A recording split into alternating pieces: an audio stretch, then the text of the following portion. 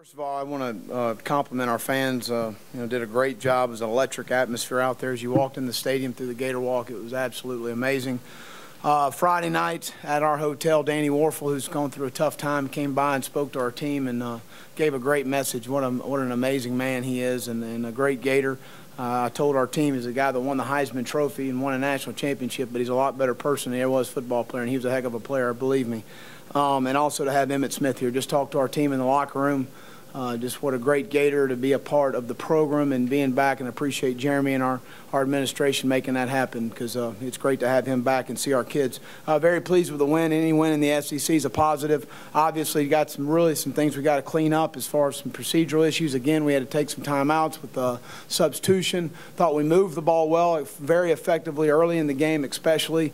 We had some opportunities that we squandered in the first half offensively. Defensive, I thought we played very well. As the game kind of changed there, throwing the football there, obviously we had two mental errors on touchdowns on the hot to the back before half, and then on the tight end there late, which is disappointing.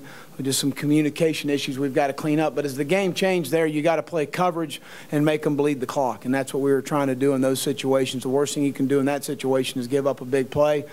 Special teams block punt was huge. It was great design by DJ. I felt like we had them outnumbered in the protection, and it was a great job by Chris Rain in the execution of our young men. So, well, again, I look at penalties a couple different ways. Are they discipline penalties?